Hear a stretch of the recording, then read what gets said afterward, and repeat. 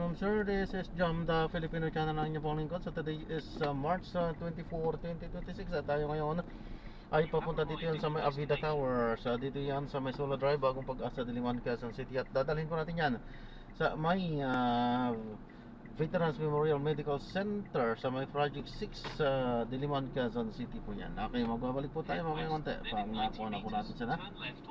Disclaimer lamang po, ang content po natin ay kalsada at hindi ang passenger. Kaya nga naman, sakasakali man po na may marinig kayo mga pangalan ng lugar, pangalan ng tao, pangalan ng organizations, government of private man yan, ay wala pong kinalaman ang channel na ito. At wala pong pinapatungkulan. Lahat po ng pinag-uusapan dito nagpawang dito lamang po yan sa loob. At wala pong pinapatungkulan sa labas. Okay po, magbabalik po tayo mamaya konti pag nakuha na po natin sila.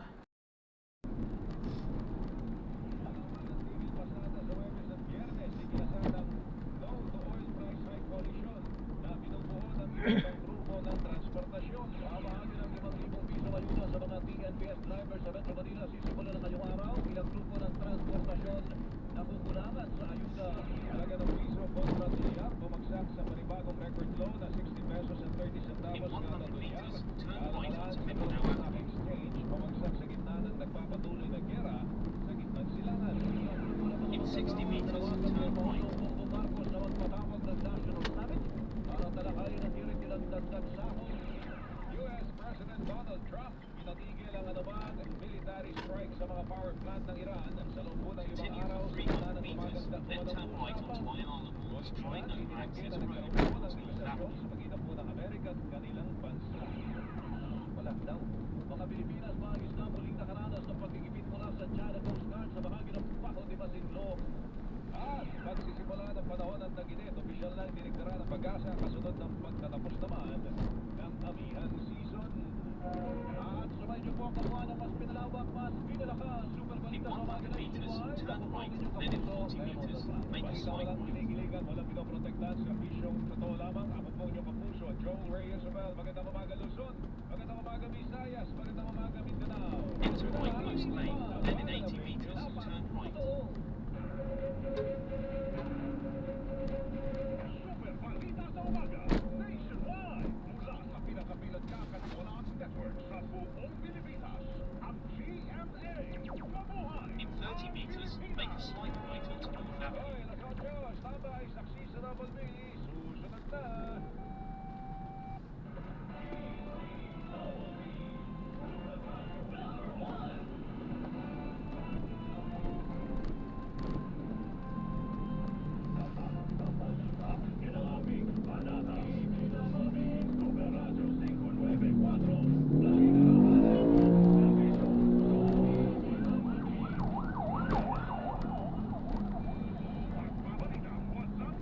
Continue straight at the first traffic light, then at the second traffic light, turn left.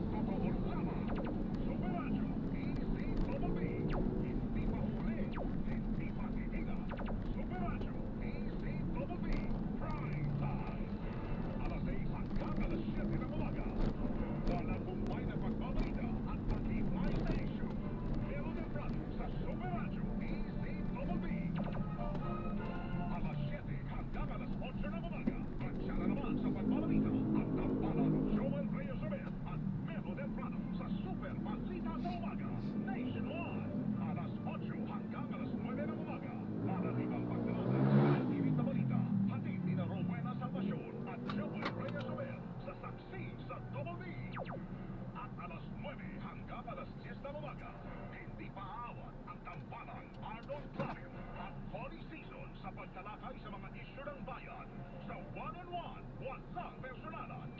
Super Radio, DZBB, Prime Time. Pagbabalita, walang kinikilingan, walang pinoprotektahan, walang kasinungalingan. Serbisyo, totoo lamang. Super Radio, DZBB, Prime Time.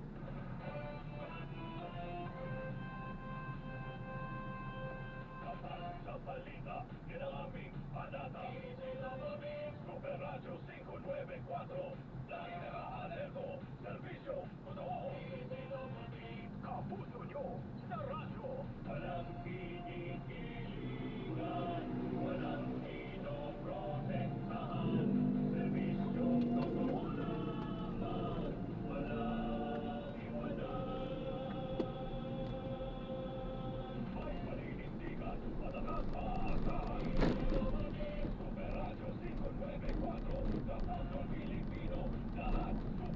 60 meters, turn left at the traffic light.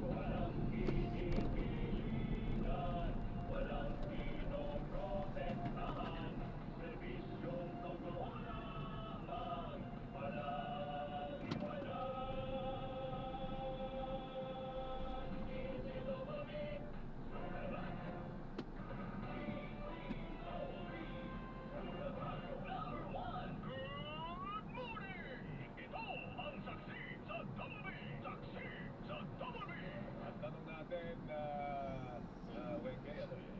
Talaga bang naubusan ng supply o tinatago lang yung supply Yan ang magandang tanong. para taas presyo agad? Yun. Doon nila ilalabas. Diba? Malaki ang posibilidad doon. Ang sabi ng gobyerno, mga kapuso, walang krisis sa supply ng produktong petrolyo sa bansa. Di ba sabi ni Yusek Claire yan? Eh, ba't may nagsasara? Yun. Pero mahigit 400 gasolinahan na po ang nagsara. Ayun, At mabilis yung pagdami, Joel, ng bilang ng mga nagtitigil operasyon ng mga gasolinahan. At ipinagtataka, ikinababahala din po ito ng mga otoridad. Mula sa dating 273 na bilang noong Miyerkules noong nakaraang linggo, umakyat agad sa 403 ang bilang na nagtigil operasyon kahapon mula sa kabuang 14,313 na gas station sa buong Pilipinas. Walang supply disruption, ha? Sabi, ano ba talagang realidad? Ito po iniimbestigahan ngayon ng PNP. Ang kanilang tutukuyin may hoarding ba ng produktong petrolyo. Hindi tayo magtataka kung may kalokohan dito dahil sabi ng gobyerno wala pong krisis. Sabi din ng sources sa industriya, hindi tumitigil ang delivery ng supply. So bakit may nagtitigil sa operasyon? May supply ba pero hinihintay na mas tumaas ang presyo para yung nabili nila sa murang halaga at nakaimbak pa sa ngayon, maibenta sa mas mataas na presyo sa hinaharap ko sa mga darating na araw. Marami pong batas ang nagbabawas ng profiteering at hoarding sa supply ng produktong petrolyo. Nandiyan yung Republic Act number In 90 meters, 7581, make a ito slight po left. yung Price Act at Presidential Decree number 1865 at meron pang DOE guideline on anti-hoarding and fuel dispensing. Ang parusa, Joel, makulong ka ng 5 hanggang 15 taon. Multang mula lang ng 1,000 hanggang 2 million pesos. Drop off lang po. Ang iyong business. Para po ang inyong fasilidad. Eh, ang DOE at PNP sabi nga throw the book at them. Kasuhan, parusahan, at ibigay sa kanila yung maximum na parusa. Bakit hihingi natin ang maximum? Nasa krisis In ka na 100 meters, turn left, then in 30 meters, yun you will arrive at your destination. Yung magpapabigat ng kasalanan ng isang mapagsamantalang negosyante. Yung bang gumagapang na ang kapwa mo, pero ang nakikita mo pa rin, pera, hindi ba? Sa mga totoong You have sumagawa arrived at nito, your wala po destination. kayong malasakit. Sa totoo lang, greed o pagkaganit po ang pinairan habang hirap ng inyong mga kababayan para kayong walang kaluluwa. Diba? Napakasalbahe. Yun, at kasama ng ugali.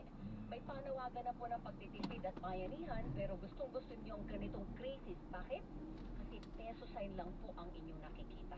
Sa akin, Weng, simple lang eh. Baka naman, Sige po. pati sa pagpigil kung sa pagsasamantala, matuto pa ang gobyerno. Mga kapuso. Yun na lang po ang pwede ninyong itulong sa pangkalahatan ng mga Pilipino na apektado po ng krisis na ito. Kung pati sa aspetong ito, Weng, mabibigo pa rin. Ano pa ang semblance ng mamamayan? Meron tayong pamahalaan, di ba? Meron tayong gobyerno. Sa bagay, kasama po ang gobyerno sa pagsasamantala sa taong bayan. Bakit? Pinatatagal nila eh. Yung pong Ayan, so na-drop na natin sila. Maraming salamat po sa panonood. Hanggang sa muli po, ingat. God bless. Paalam po.